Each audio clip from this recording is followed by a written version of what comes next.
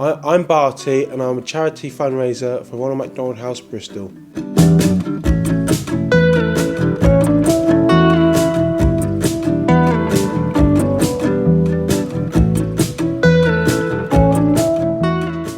I've supported the charity since, well maximum happened in 2003, so since then really, but I started doing fundraising for them since 2013.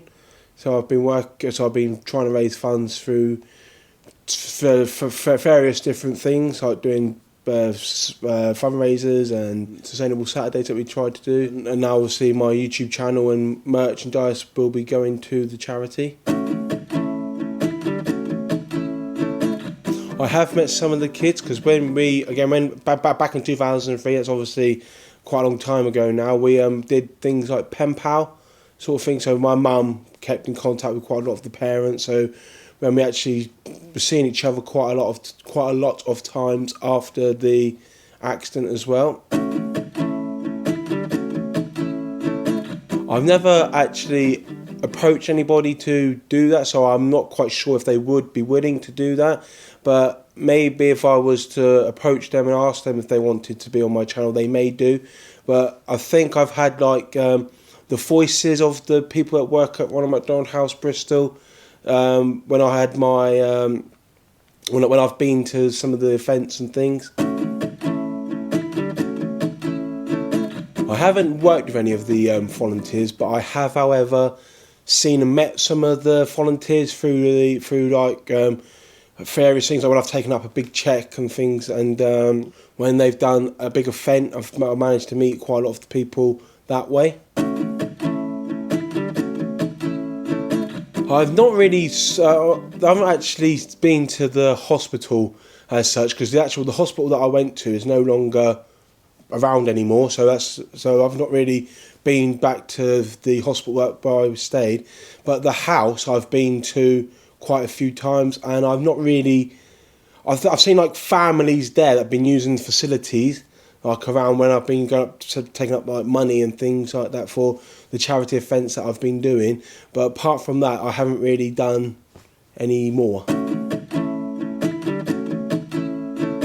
Well, the last time I checked, it was about 4,000. But obviously now, because obviously my YouTube channel is going to the charity Ronald McDonald House Bristol as well, and other things like CD sales that I hopefully continue selling, and things that are going into my shakers and that. So it's quite difficult to give a specific figure, but I think probably up to about 5k, something like that. I would say a rough estimate. I get the satisfaction of meeting people when I'm doing like for fundraising events and explaining to people why I do that charity work, and that all my hard work is going to a very good cause. I mean, like I don't really look at it as if like it's something amazing, because I just feel like it's a natural thing for me to do, rather than be like when people say I can't believe you've done that, don't you do that? I don't look at it like that. Obviously, I sell my music for them, so I get the satisfaction of like selling my albums for the charity. And obviously, since my first album, I've met other singers that I've collabed with, which has been really brilliant and awesome. So I've had the privilege of being able to do things like this. I've been able to stretch my music journey and music abilities a bit further, and my songwriting has come on a long way since I've been having vocal lessons and again like mixing with different genres of music.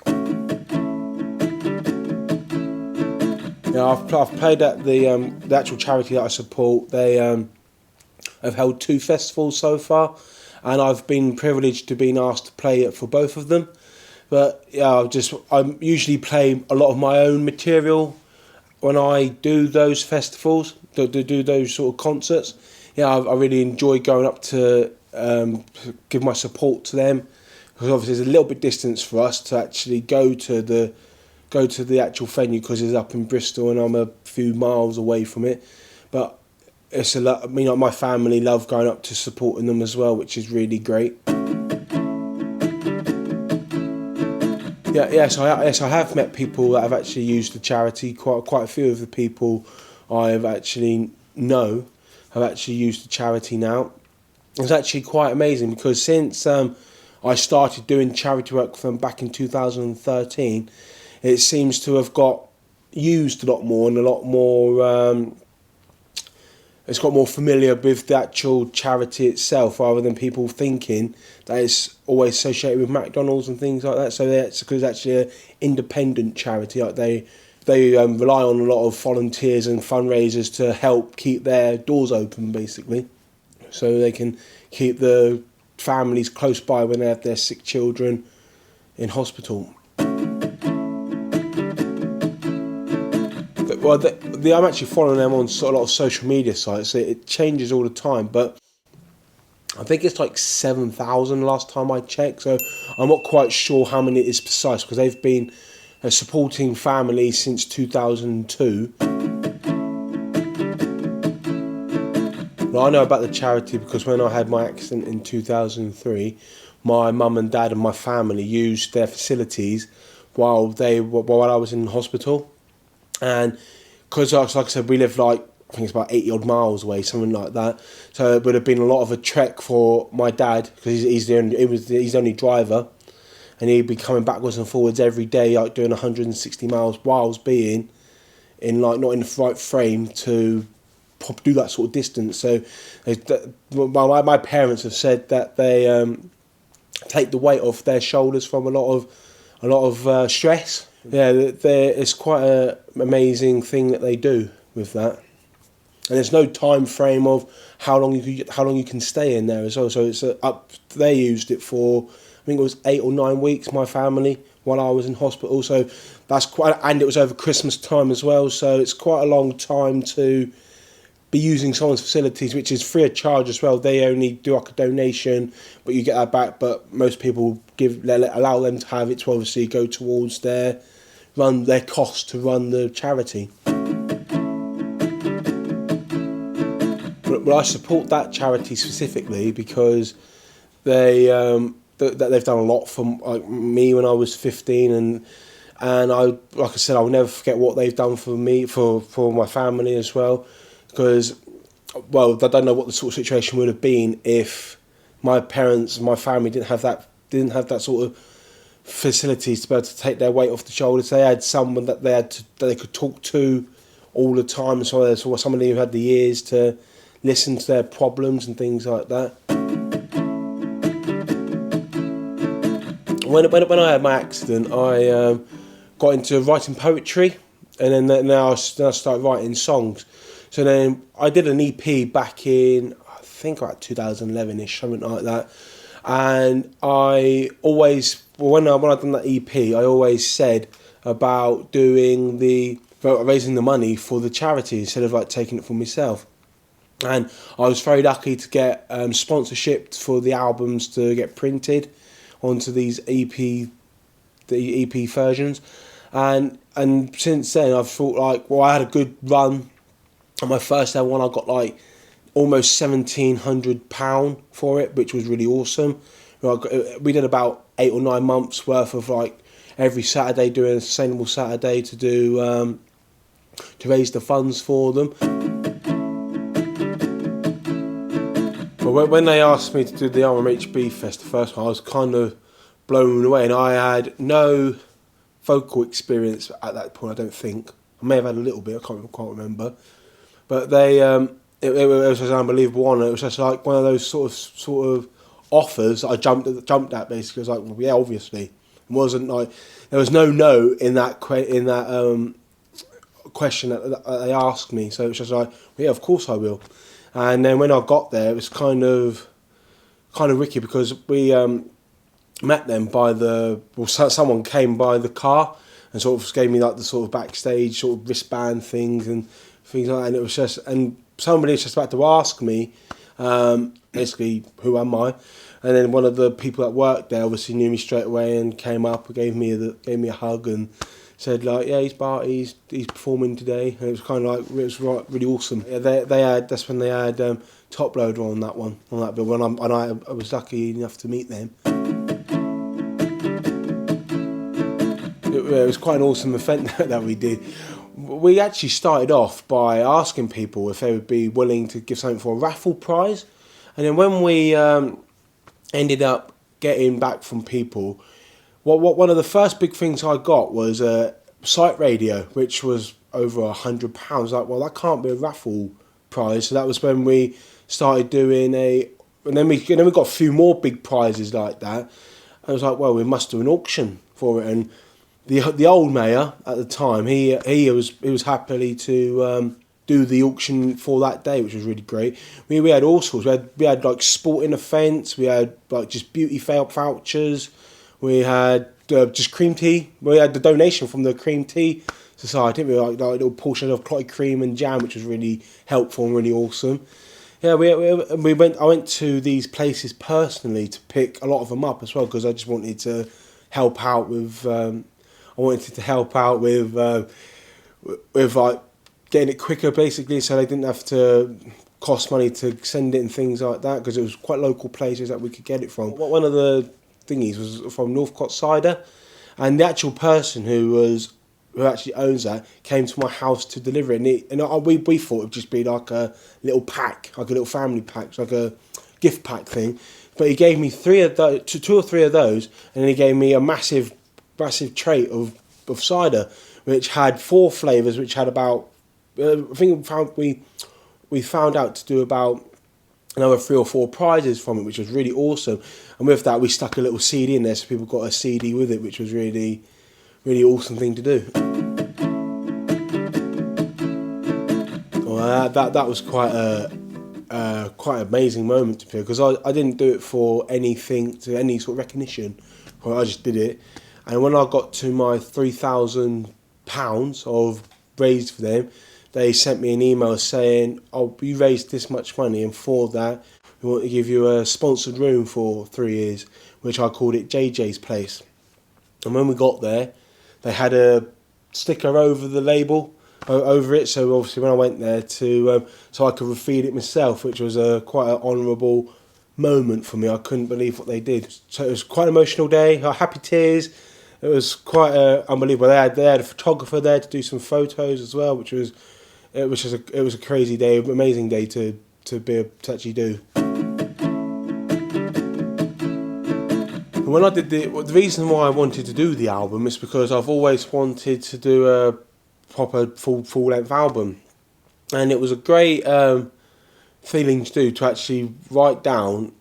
I had quite a lot of songs, basically. I've written a lot of lyrical songs, and that was why I thought, well, I must get these onto an album, and I just thought, well, I must do a 13-track album with them for them. So I initially wrote a song about the charity, and then that sort of like thought, well, that'd be a great way to end an album. But I thought, and then I had written a couple other tracks that we'd done as sort of acoustic sessions on YouTube, and then we thought, well, we've got 4 tracks here. Let's see if we can make this up to a album length. I suppose I have been a musician for almost a decade, but that's a quite a powerful word to say to me, because of obviously what happened to me. When you get people, you kind of get sort of told like you can't do something because of my head injury and things like, and what I went through. But then I sort of thought, well, basically I ain't gonna allow you to say that to me. I'm gonna prove you guys wrong. So that was when I decided to write songs, and that was when I wrote that's why I continue to write songs today, which it's just, it all sort of gets it off my chest as well, because I keep a lot of things kept inside, which obviously you shouldn't do, but I keep a lot of things kept inside, and that's how I express myself. It was with my music and with my sort of poetry, which it initially was, and that was how my sort of journey began. Yeah, well, one of my subscribers from Norway, he actually said to me about, why don't you start creating your own merch? He gave us a website which we didn't choose, because we just didn't like the look of it. But then we found out quite a lot of other big YouTubers use a website called Teesprings, and that was when we started to design my merch for it. And the first sort of merch we got is basically my album cover on the front with the tracks on the back, which is obviously I've got plenty of favourites. We put all the colours on it so people can choose what colour they would like instead of colours that you like, because I said, well, there might be somebody who likes this colour. But yeah, my merch is great. We managed to do mugs, obviously t-shirts, like I said. We've got there's obviously endless things that you can put onto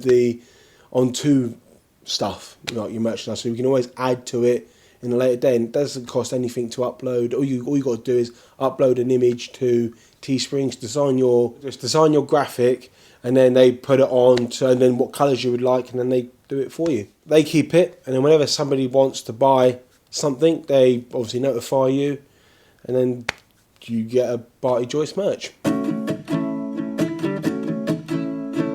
Well, the plans I've got for the future is kind of obviously difficult at the moment because with the COVID situation. Obviously, if things can improve within like the next 6 months, say we've got a miracle happens and it's no longer here, and there's obviously something gets happened that can get rid of it or whatever, but that you can take.